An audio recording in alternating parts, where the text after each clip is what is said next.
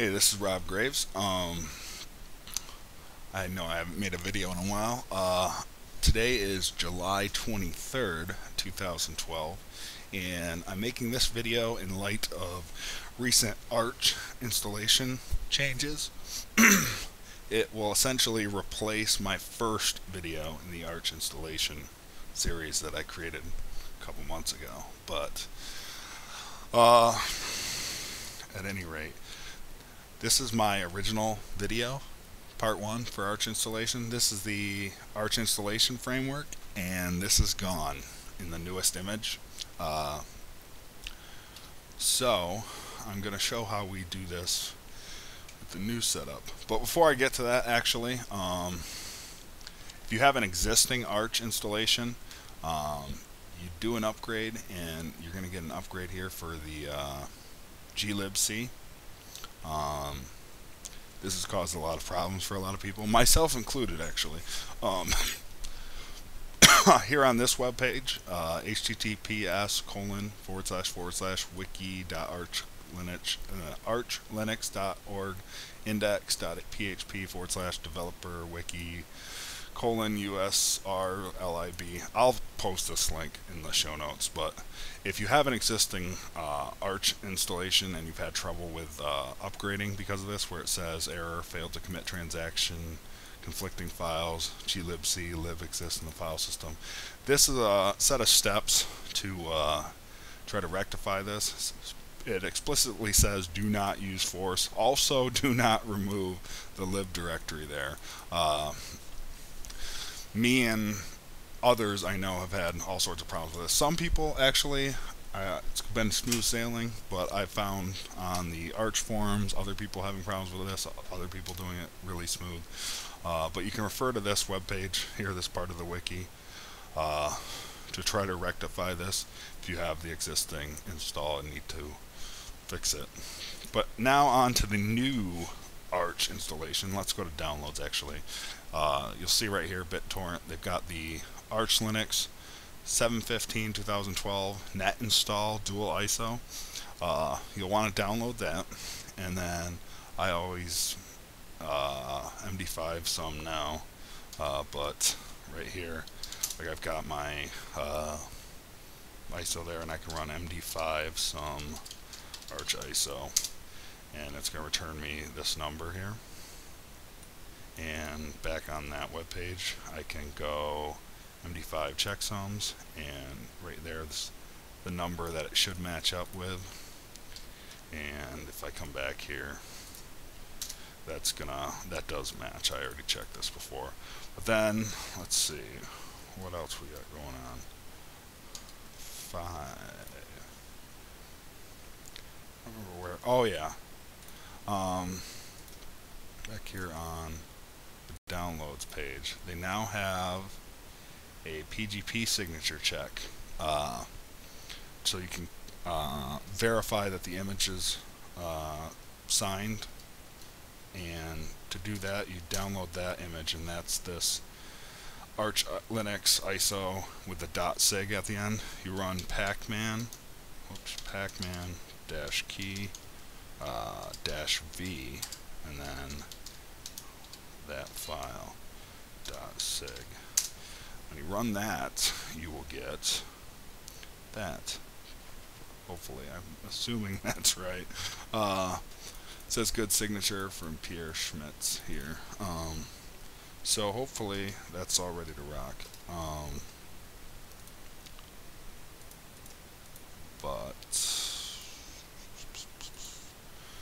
Alright, so now let's get on to actually using this new image. So I've got an Arch, I've got a VirtualBox set up here. I'm going to fire it up, and I'm going to do i686 just because I'm on the virtual machine. But actually, I'm going to move this thing out of here somewhere, and then let's go to 5, move this over to 7 there. Now we are greeted with the Arch prompt here, and you've got nothing here. Whoops. But but you shouldn't have an internet connection, I believe. So, but it's pretty easy to set up.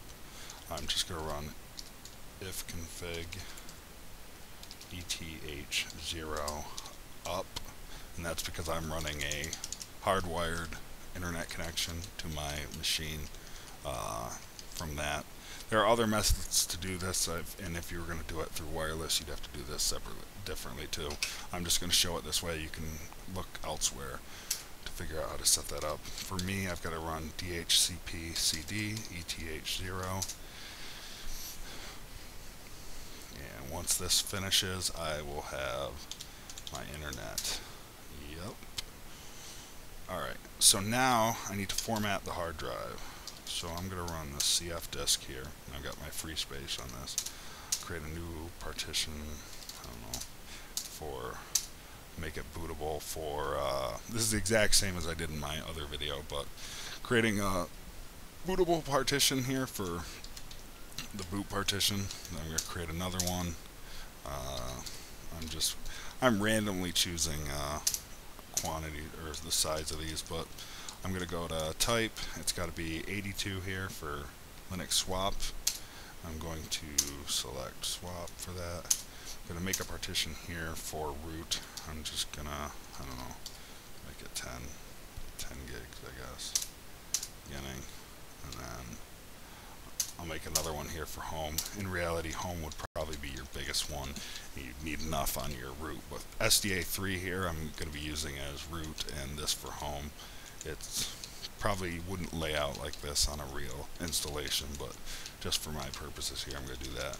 And as I said before, you got to go to write, and you have to actually type in yes, and then it should be written to disk. And you can actually check it by going back in there. But now we're set up with that. From here, we're mounting the various. Oh no, we got to make a file system on that. mkfs. Oops, not on there. mkfs.ext2 for my boot partition, which is dev sda1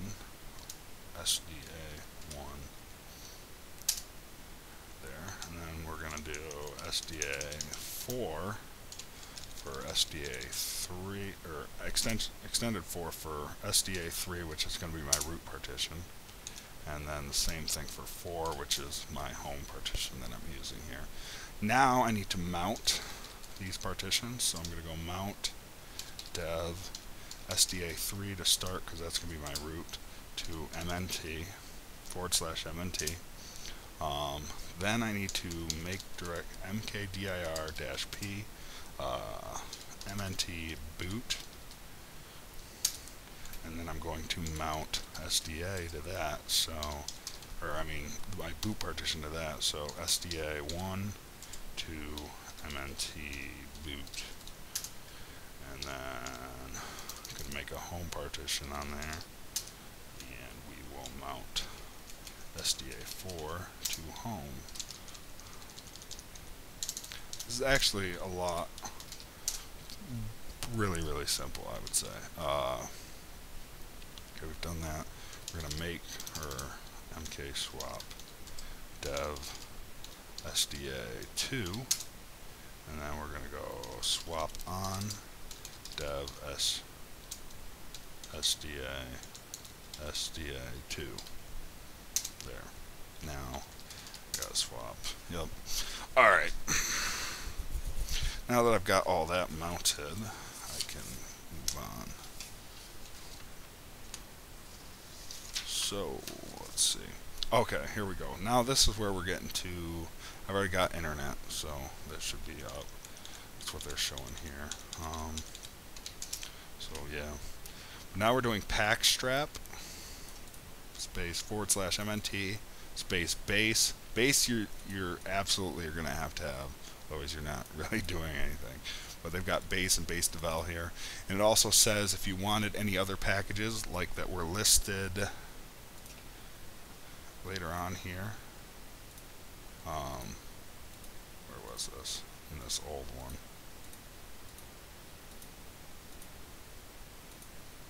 What did I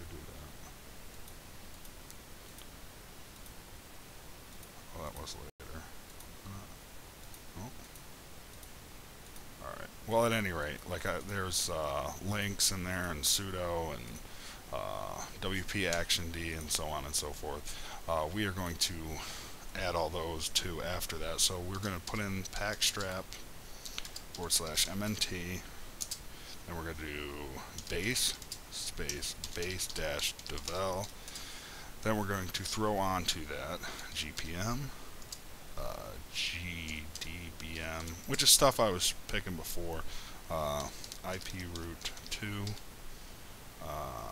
IW for wireless stuff, links, net tools. You don't need all this, but you want enough so that you can set up an internet connection, or if you need any other tools for setting up an internet connection.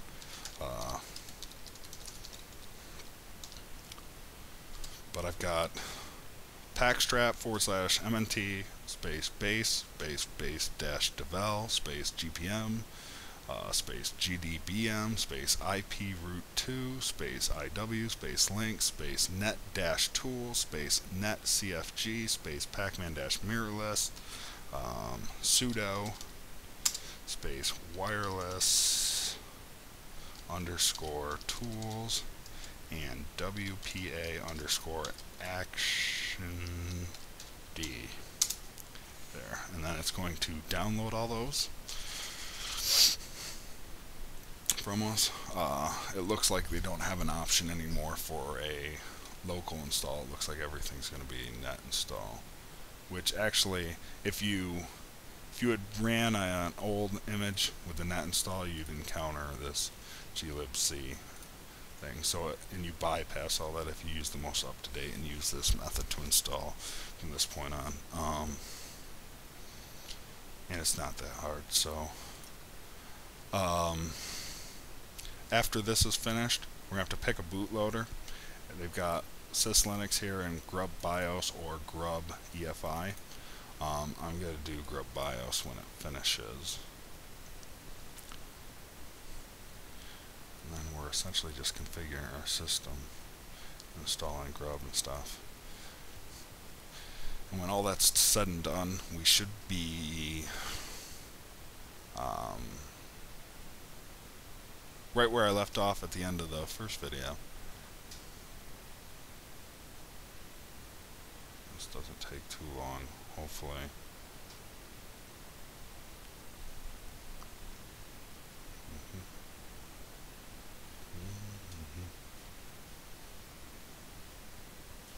But anyway, this site here is HTTP. I'll put this link also in the show notes below. https:// wiki.archlinux. I can't speak today. archlinux.org/index.php/ arch_install_scripts. But I'll put both links for the glibc update from the wiki and the new installation guide from the install scripts, which there's a link from the download section right here, Arch Linux scripts. But I'll put all the links in the show notes just so below, so it's easy for everybody to find.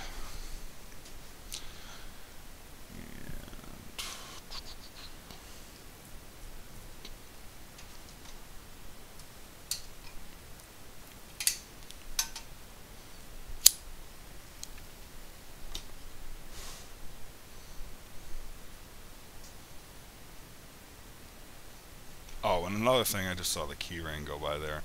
You don't need to set up the Pacman key anymore. In my other videos, actually it's video 2, I think, I go into setting up the Pacman key. It's pacman-key space dash init to generate entropy, and you've got to do something to get the local key set up, and then pacman-key space dash populate space Arch Linux. That whole step can be skipped. You already have the key set up on this when you do it this way. The only thing you'd have to do is go into /etc/pacman.conf, and if you were going to change any of the repos, or if you were going to, you'd have to uncomment the sig level trusted only if you're going to utilize that. And here we go.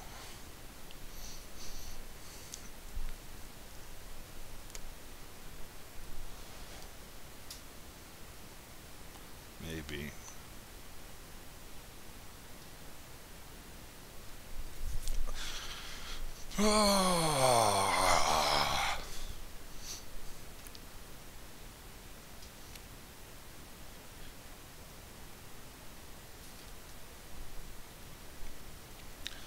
I would say it's not too bad. This whole new installation. I mean, you're skipping the whole ncurses installer, the AIF, the Arch installation framework is gone.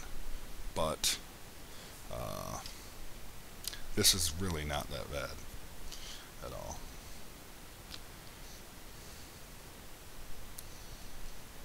And here we go. Now we are done setting that up.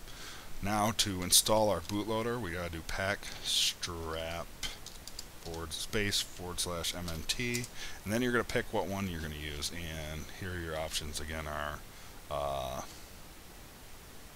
where's this Linux go?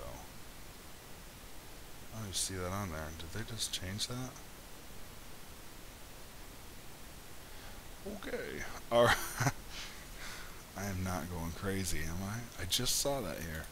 Okay. Well, we're going to do grub BIOS. I swore there was a syslinux here before. Okay. Anyway. Yeah, we're going to do packstrap /MNT space grub BIOS. And this is, oh, and also this is grub 2 now. Grub legacy has been moved to the AUR. And that will install grub 2. Or not install, it's going to download it, but we're going to have to install it to SDA. But, oh, there it is, syslinux. Okay. They must have, they rearranged them or something. I don't know. I think I'm seeing things. Wow. Alright, here we go. Now we're going to generate the Fstab file. So, we go gen Fstab -p space /MNT right arrow space /MNT /etc /Fstab. Now we're change routing into the new system. They've got in here arch -ch root. I've never done it like that, but I just follow the instructions and it works. I've already done this earlier today, but arch -ch root space /MNT, like it says here on the website. And now we should be in the new system here. Now it says to write your host name to etc hostname, so we'll just go nano etc hostname. Oops, I'm not right at typing. Nano etc hostname host name. And I'm just going to go arch vbox control X, Y, and enter. And then they've got setting up the time zone, and this is actually located in, I'm going to go here, cd /usr /share /zone info. And this actually reminds me a little bit of a Gen2 install. I don't know, but here we've got America, like I'm in New York, so I'm obviously going to be in America. At LS, I can see my New York there. So that's what I'm going to be using, but we need to symlink this here, and they've got a command right there, but it's ln-s /usr /share /zone info / and here's going to be the country, in my case America, / and then in my case new_York space / etc / local time. There. Alright. And then we got to set the locale preferences and locale.conf. I'm not going to bother with that, but then you uncomment from etc /locale locale.gen, and then you're going to have to uncomment yours. In my case, it's the two that say en_us, and I always go by that. So for me, it's the en_us UTF-8 and the en_us ISO, etc. But then we save that, and then where am I? yep, we got to run locale-gen. That should update that locale. So it's to configure etc mkinit cpio.conf. I'm not sure if that was there, but we'll check it. Mkinit cpio.conf. Oh, it's, I just keep doing that. Nano, let's see. mkinit. I never change anything in here anyway, but yeah, there's nothing in there. I think it was actually. Oh, that's part of the problem. There it is. Yep. Okay, so here's that file. But then they have us running mkinit cpio-p and then Linux. That's gonna redo the kernel there. Or I'm not sure. But then let's see. Now we need to configure the bootloader. You can edit the file for that. I'm just going to do this right now. Grub mkconfig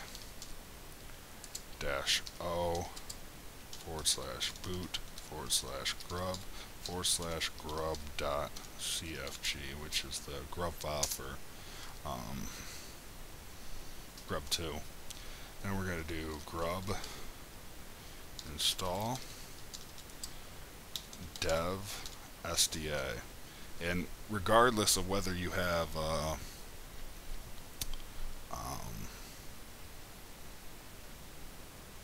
your installation on a different partition or whatever, you're always installing it to the boot record of that drive, so it's going to be sda. But now we just need to set root password. All we got to do is type in PASSWD. We'll put in a root password here. And again, excuse me. And then what else do I want to do? I got to make sure that swap got added to Fstab, you know, /etc/fstab. We've got swap in there, but it didn't put the location, so I'm going to add that SDA2 in my case. Everything else looks good. I'm going to hit Control-X, yes, and save that. I'm going to check rc.conf too. Whoops, you know, /etc/rc.conf. Hardware clock. I always have this set to UTC.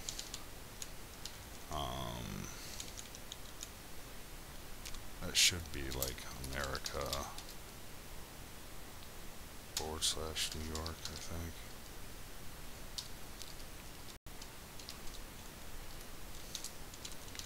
I'm not sure how that goes in there offhand. This will keep it anyway, but I'm going to put it in here also.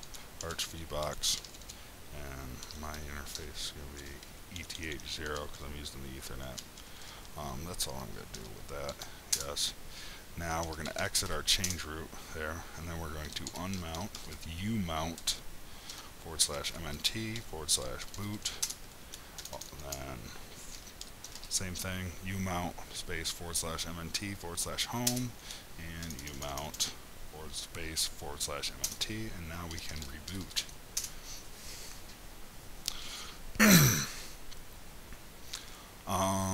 We're going to boot existing OS here. And now we've got grub2. We can click on that. And we're booting into our new system.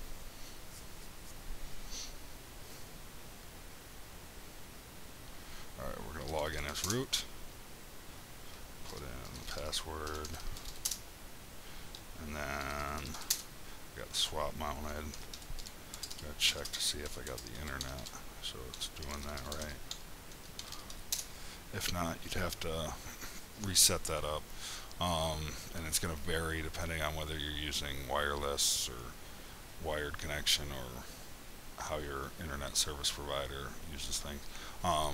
So all that's set up. I can run an update, and I don't think I'm going to get anything because this was a net install. But sudo, I didn't even need sudo, pacman s-syy, capital S, lowercase y, it's going to resync the package database, and then dash s capital S y u is going to do the update. There's nothing to do. I'm just going to add my user here. User add dash m dash g users dash capital G. I do LP for printing, scanner, audio, video, storage, optical, network, power, games, wheel, dash s, /bin/bash, and then the username, in my case I'm doing Rob Graves, and then oops, I spelled wheel wrong, that's nice, there we go. Do that, then you can do PASSWD, and the username, Rob Graves, put in a password for Rob Graves, and then to give him them wheel privileges, we are going to go editor equals nano, the sudo, and then comment out the, where is it, %wheel right under the root, all equals all. And now I think I'm repeating myself from video 2, but we can exit here and sign in as myself, or Rob Graves, put in his password, and now I should be able to update and do super user stuff. But at any rate, now I can actually continue right where I would left off on video 2, but that's pretty much the new Arch installation. But you can edit things as you see fit. I would refer to the Arch Wiki if you have any problems. Also, again, linuxdistrocommunity.com and pound Linux distro community on irc.freenode.org for assistance. Thank you.